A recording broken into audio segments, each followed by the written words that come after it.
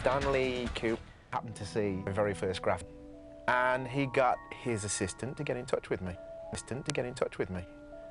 And it was as simple as that.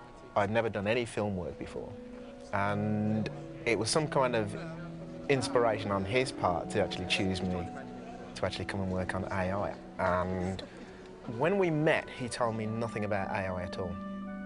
We actually just chatted about movies for a good while, about what we liked and didn't like and whatever. And I kind of asked him, well, what do you actually want me to do on this movie? And he said, well, pretty much anything that you want to do on this movie as far as developing the look of it. Again, it was as simple as that. We did not discuss AI at all on the first meeting. I didn't read the script until something like 5 months later and actually found out what it was all about.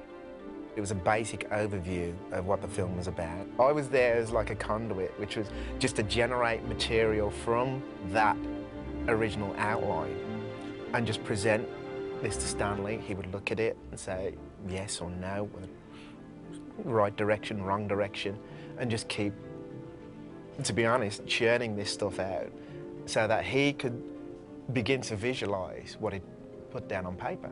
Stephen just wanted me to carry on with what I was doing with Stanley, really, and obviously crystallize it for the project and actually take all this material that had been generated and actually start to shape it into something that is going to be turned into a movie.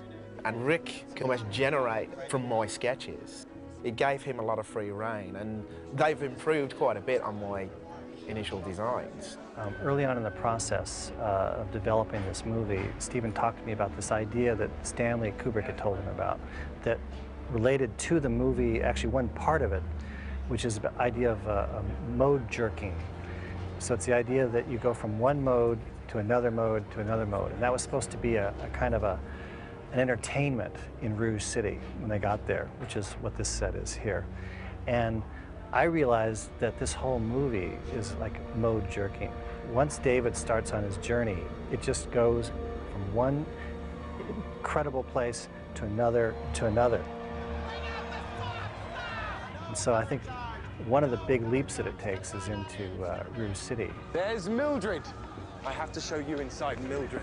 It's just this extravagant place of sex and debauchery. Well, to start from the very beginning here, in fact, one of the reasons Stephen wanted to make the movie was an illustration that Chris Baker did of the entrance to Rouge City, which is where the bridge takes right through the mouths into this city. And then Chris had done a number of wonderful sketches of types of buildings that might be in a place like Rouge City. So what I did was I took those and said, well, if I was in Rouge City, where would those buildings be? What would be the layout that could actually allow us to see those types of views? And then we've added to that other buildings, other things, other views, and then from there it collaged into a geographical space that we could actually understand that the boulevard was out here, and this was the way it looked in terms of the color illustrations that we did. And then with ILM, they would actually put that into their computer and make a model. We only have one half of the boulevard, for instance. And then off that boulevard is this place here that we designed to go into this stage.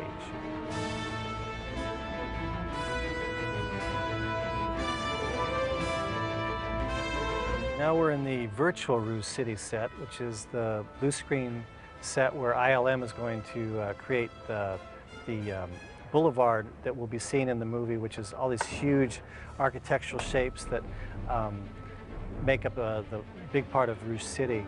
They've put all these targets up top here so that you can actually tell where you are in the space. So right now I'm in Rouge City, and in fact there's a 360-degree environment around me. But you won't see that until you see it in the movie or on the monitor that they're going to have when we actually shoot here, which will be able to show us where geographically we are. That's tails. Very hoity-toity. Almost this entire movie has been shot in the soundstage in very controlled settings. And I think that's a great thing for this movie. Only going out to Oregon for a location has allowed us to really create, I think, a world that all these worlds take place in. And I guess I always saw this as the Wizard of Oz. So I always wanted this to be something that could be of one mind, and I think that we'll hopefully be able to do that, and part of that is because we're on a soundstage most of the time where we're very controlled.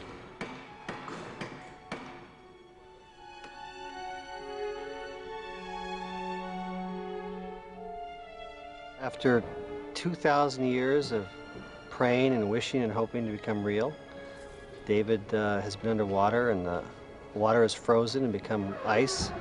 And now we're in the ice age, and the robots have come, and they've started to dig and to try to discover their roots, and they've come upon David.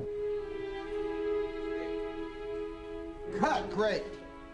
At the moment, Stephen's on another sound stage over shooting at the Lions building, and then David's going to jump in the water, and then Stephen will be coming here tomorrow to shoot on this sound stage.